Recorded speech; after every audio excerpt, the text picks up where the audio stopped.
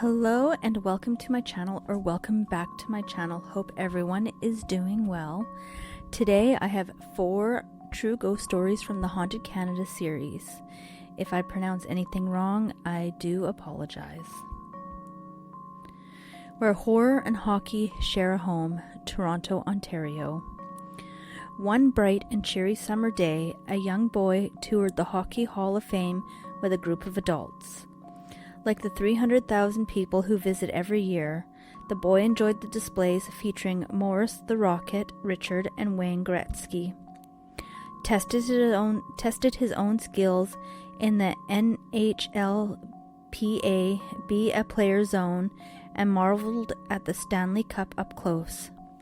Suddenly, as he passed through one of the exhibits, the boy stopped dead in his tracks.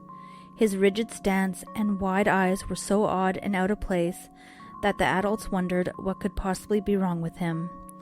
Then, with a trembling hand, he pointed at an empty wall. "What is that?" they asked him. "Don't you see her?" he screamed over and over and over. "Don't you see her? Don't you see her? Don't you see her?" There was no one there. "See who?" they asked fearfully.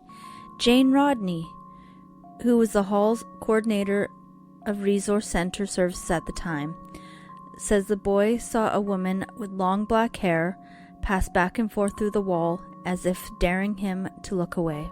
The description matched that of Dorothy May Elliott, the Hockey Hall of Fame's resident ghost.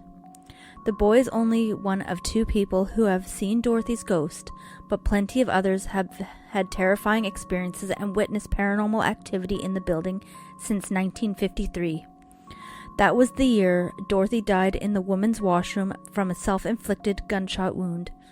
Before the Hockey Hall of Fame opened in 1993, the grand building that stands out among the contemporary skyscrapers was a branch of the Bank of Montreal for nearly 100 years. Dorothy was a bank teller, and by her co-workers' accounts, she was beautiful, sociable, and very popular. But it was whispered around the bank that she was harboring a dark secret. It was believed she was having an affair with a married man, either another teller or one of the branch managers. Perhaps this transgression is what led her to take her own life. Co-worker Doreen Bracken arrived on the fateful day at 8 a.m. and was surprised to find Dorothy already at work, looking tired, unkempt, and depressed. At 9 a.m., another employee began screaming over the balcony of the 2nd floor. Doreen and others raced upstairs and found Dorothy on the floor of the women's washroom, a puddle of blood quickly spreading across the floor. Beside her body was the bank's revolver, a .38 caliber that tellers were expected to use in case of a robbery. Shortly thereafter, signs of Dorothy's lingering spirits were witnessed by the staff. The women refused to use the 2nd floor washroom. They felt a presence within, an unpleased one, like they were being watched. Management finally gave in and had a new washroom built in the basement, but unexplainable occurrences persisted. Lights flickered on and off, objects disappeared and reappeared mysteriously. Locked doors and windows suddenly flew open of their own accord. Custodial workers have had some of the most frightening experiences while working alone through the night. When all is dark and quiet, footsteps creak along the floorboards overhead, moans and shrieks echo from the 2nd floor, and some have even felt phantom hands grab and push them from behind. Rob Hines, who was previously the Hockey Hall of Fame special events supervisor, witnessed something he'll never forget. He was in the building early one morning, preparing for an event. Suddenly he had the unusual feeling that someone was watching him.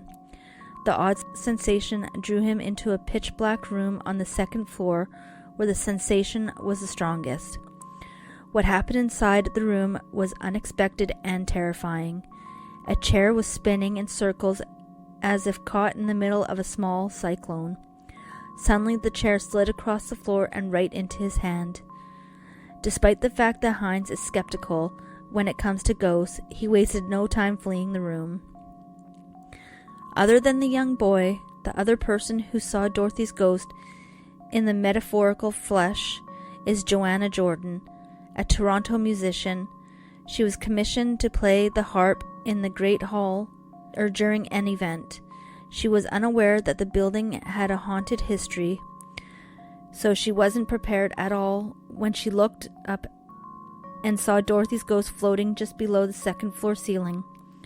Looking down upon her intently, to this day the image of the black-haired woman staring at her from the ceiling is vivid in Joanna's memory. Thank you for listening. As on the day she saw Dorothy.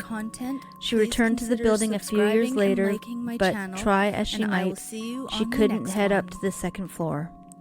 Our country's national sport can be a hard-hitting, aggressive game filled with fights, body checks, bruises, and goons.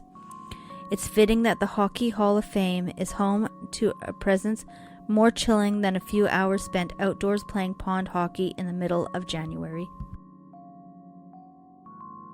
The Boy in the Basement, New Westminster, British Columbia. A school is supposed to be a place for learning, a place where children feel safe, a place to grow. It's not supposed to be a place where a boy in the basement relives his death over and over. But then, New Westminster Secondary School has a morbid history dating back to its construction. The site where the school now sits was used in the mid to late 1800s as a cemetery for marginalized groups of the day, including Chinese pioneers, Aboriginal people, convicted criminals, and the mentally handicapped. The school was built in 1949, and the cemetery was found when a bulldozer unearthed an unmarked coffin, but nothing was done about the ghastly discovery, and construction of the school continued. Today, the school has a good reputation for its academic program and is one of the largest high schools in British Columbia. It also has an abundance of athletic facilities, including 4 gyms, a football field, 2 soccer fields, a skating rink, a fitness room, and a skateboard park. But some people contest whether there was ever a swimming pool. Some say the pool was in the basement when the school first opened, and it's since been filled in with concrete. Others believe the pool only exists as part of the school's lore.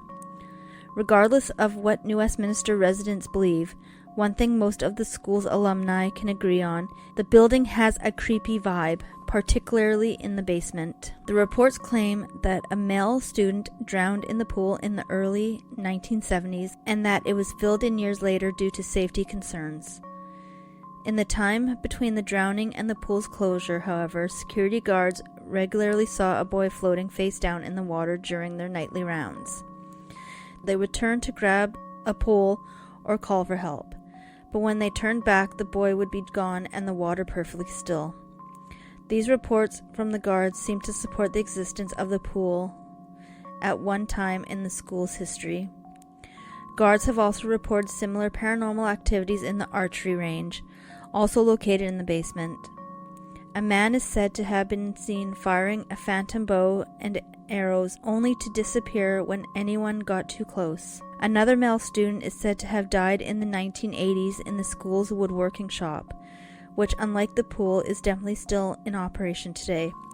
No one has ever reported coming face to face with the woodworking boy, but he has been spotted by night guards on the security camera monitors.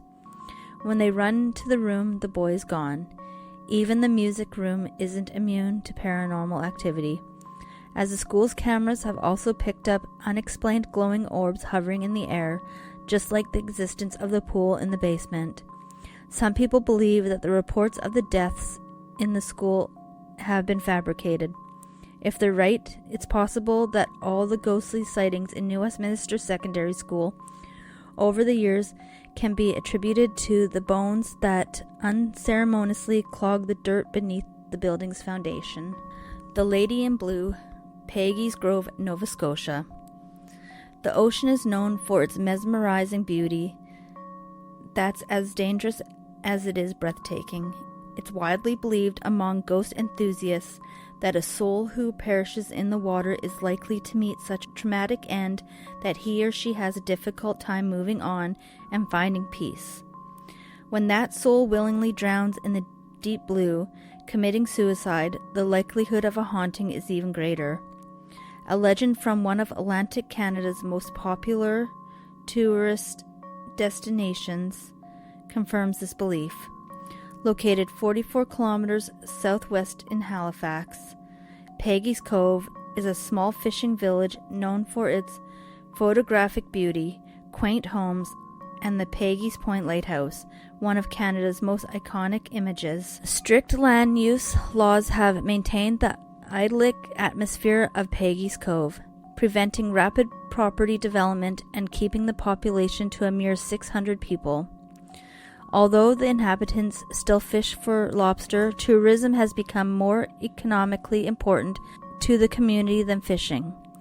The tourists come to see the boats, the lobster traps, and the famous lighthouse, but many are confronted by something they hadn't planned on seeing: the Lady in Blue, an ethereal spirit that walks the shoreline. She's such a sad vision that it might chill your heart and make your blood run cold simply to look at her. Thank you for listening. If you like a few this legends type have of popped up content, to explain please her consider existence. subscribing The and most liking popular my is that a channel, woman named and I will Margaret see lived in you the on area in the next one. 1700s, before it was called Peggy's Cove. The source of the name in the village isn't documented, or some believe it comes from nearby St. Margaret's Bay. Peggy is a nickname of Margaret, which Samuel de Champlain named after his mother, Margaret, but others believe that it's named after Margaret, the Lady in Blue. It's said she was the sole survivor of a shipwreck in 1800, a disaster that claimed the lives of everyone on board, including her young children, but spared her. She'd walk the shores for days on end, her blue dress rippling in the wind and her eyes scanning the Atlantic Ocean. Little did Margaret know that while she watched the water, death was watching her. Her second husband, in an attempt to cure his wife's depression, joined her one day on the rocky shore. He stepped in front of her and danced a jig, hoping to amuse Margaret, maybe even make her smile or laugh. But his foot slipped, he fell, his head cracked against the rocks, and he died a quick, bloody death. The grief from back-to-back tragedies was too much for poor Margaret to bear. She was seen one day shortly after the death of her husband walking into the ocean and was never seen again. Well, not alive. The ghost of Margaret, or Peggy of the Cove, as she's become known, has become a permanent resident of the small fishing village. Since the lighthouse was built in 1868, the Lady in Blue has been spotted forever wandering the rocky shores at its base. Some say she looks like she's about to jump into the Atlantic. Others claim she's spoken softly to them. But everyone agrees she's not a threatening or frightening ghost, but a deeply sad one, like the relentless crash of cool blue waves upon the shore. Margaret's soul will never give up the search for the family she lost. The Haunted Motel, Victoria, British Columbia. Spend a night in the Fairmont Empress Hotel and chances are you won't be spending the night alone. Unexpected guests, the type of guests who can pass through doors instead of needing to open them, have a habit of haunting the halls and bedrooms in this grand hotel. With nearly 500 rooms and an imposing presence overlooking Victoria's inner harbor, the Empress is one of the oldest and most famous hotels in British Columbia. Since it opened in 1908, it has welcomed kings, queens, movie stars, and other notable celebrities, including the Jungle Book author Rudyard Kipling. It's little wonder some souls never want to leave, even after all earthly ties have been severed from their bodies. A carpenter is likely the ghost that's been haunting the Empress for the longest time. It's said the worker hanged himself from the rafters of the West Wing during the hotel's construction. 2 years before it opened, for as long as the Empress has been open to the public, countless guests have reported seeing a man with bulging eyes and a thick rope cutting into his neck, swaying from the roof. It's not known why the carpenter committed suicide, but if you pass through the West Wing Late at night, don't look up, you might not like what you see. The carpenter has been hanging out in the hotel for a little longer than the spirit of Lizzie McGrath, a chambermaid who worked and lived in the hotel when it opened. She lived in a room on the 6th floor, which used to be designated for chambermaids. Lizzie was a devout Irish Catholic and by all accounts a hard worker. She had a habit of stepping out of her own room and onto the fire escape after a long, arduous day cleaning the Empress's many guest rooms. Under the pale glow of the moon, she'd clear her head and complete her rosary. The night air revitalized her body and her faith, giving her peace. In 1909, when the first addition was being added to the hotel, the fire escapes were removed so they wouldn't be in the way of construction.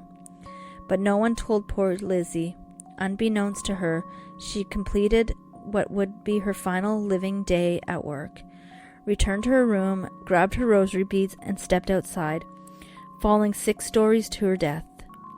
Construction workers rolled her body over early the next morning. Clutched tightly in her hands were her beloved rosary beads. Lizzie's hard-working attitude was extended into the afterlife, and her ghost is often seen on the 6th floor, still carrying out her cleaning duties. At least Lizzie's spirit seems to be at home, so to speak. The ghost of another woman stuck in the Empress isn't so lucky. Many guests have been awoken by loud, frantic pounding on their doors in the middle of the night. In the hall, panicked and disoriented, is a lost woman in pajamas who pleads for help. Leading guests by her icy cold hand, she takes them to the elevator and then simply disappears. It's believed she used to haunt a room that was demolished to build a new elevator and is now left to wander the hotel's halls, forever looking for her room, forever lost.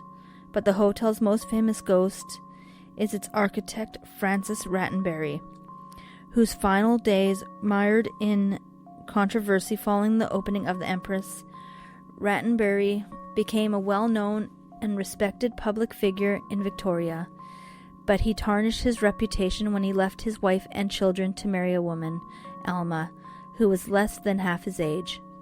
Following a string of bad investments and the stress of the scandal, Rattenbury was murdered in his drawing room in England, his skull cracked open by either a carpenter's hammer or a croquet mallet. The reports of the weapon vary.